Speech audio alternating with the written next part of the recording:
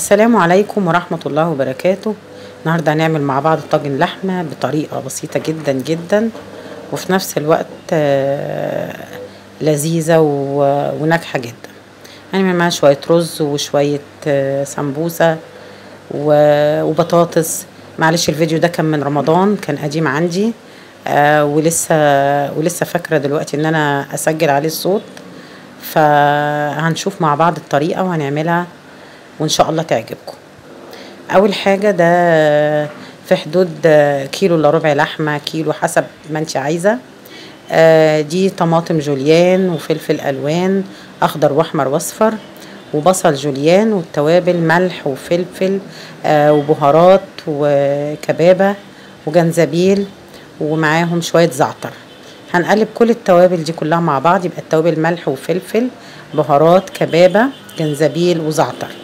هنقلب كل التوابل دي بقى زي ما قلنا كده مع بعض وهناخد بقى منها كفايتنا، والباقي نشيله على جنب نبقى نعمل بيه اي تتبيلة لحمة تانية.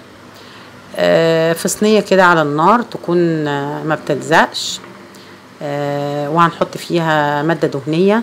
انا هنا حاطة سمنة بلدي عادي، وهحط بقى اللحمة وحط عليها معلقة من التوابل اللي احنا قلبناها مع بعض دي.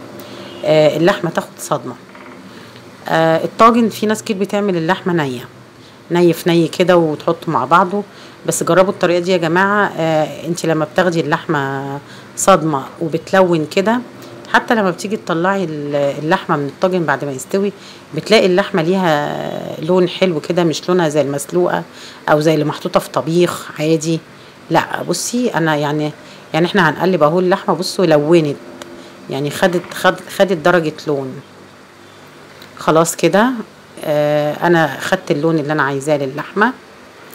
وفي نفس بقى الصينية دي اللي مطرح التوابل واللحمة هنزل بقى بالبصل واقلبه تقلبتين برضو. بصوا يا جماعة، الحركة بتاعت صدمة اللحمة وبعديها الخضار ده بيخلي اللحمة مستوية وجوسي، وفي نفس الوقت بقى زي ما قلت لكم بتدي لون حلو. الخضار كمان بيخليه محتفظ بنفسه وبيديله تيست حلو جدا. انا نزلت بالبصل زي ما قلنا اهو، قلبته تقلبتين، وبعدين هنزل بالفلفل. معلش الفلفل الالوان هنا بالنسبه لي انا كنت مفرزاه، لانه زي ما احنا عارفين الفلفل غالي دلوقتي. لو سبتيه بره الفريزر يوم ولا حاجه وهتلاقيه طري وباظ، فانا بفضل ان انا بقطعه جوليان كده واشيله في اكياس واشيله في الفريزر، لان بصراحه حرام لما الحاجه تترمي.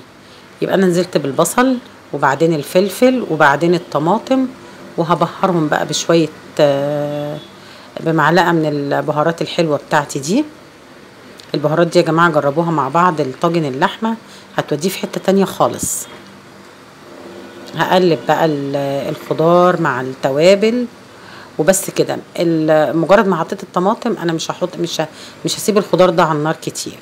في الاثناء دي بقى انا حاطه الطاجن في الفرن علشان يسخن، او لو بتحطيه على النار على البوتاجاز من فوق حسب ما انت متعوده. بس انا يعني انا عن نفسي بخاف احطه على النار من فوق بدل ما يطق، فبحطه في الفرن الاول. اهي اللحمه اهي، هنزل بيها بقى على الخضار واقلبهم بقى تقليبه حلوه كده عشان كله يبقى ممتزج مع بعضه. والطاجن زي ما قلت لكم كان في الفرن. بصوا تحطيه بقى كده يعني نجاح الطاجن في انك تكوني حاطاه في الفرن الاول فاضي كده، وبعدين تنزلي بقى بالخضار وتكمريه بقى وتدخليه الفرن. هتاخدي احلى طاجن لحمه. الخضار ده كله بقى هيتسبك مع بعضه، هياخد ويدي مع بعضه، هيبقى تحفه يا جماعه. حطي بقى الخضار بتاعك كله، تقدري تزودي اي نوع خضار انت حاباه مفيش مشكله. عايزه بطاطس، عايزه كوسه، عايزه جزر، مفيش مشكله اللي انت عايزاه. اهو بقى كده انا حطيت الخضار كله باللحمه في الطاجن، وبعدين اقمره بقى كده وبورقه الفويل واحطه في الفرن واشغل الفرن فوق وتحت. خد بالظبط ساعه ونص، اللحمه استوت وبقت دايبه وزي الفل. اهو ده الشكل النهائي. عملت زي ما قلنا شويه بطاطس محمره ورز ابيض وسمبوسه، وكان ده طبعا خشاف عشان رمضان زي ما قلنا. كنت مصوره الحلقه دي في رمضان بس نسيتها للاسف عندي، ولسه شايفاها ومسجلاها دلوقتي. بس الطاجن قلت لازم انزله لكم. طاجن اللحمه بالطريقه دي هيعجبكم جدا. ولو عجبتكم الحلقه متنسونيش في اللايك والشير والسبسكرايب.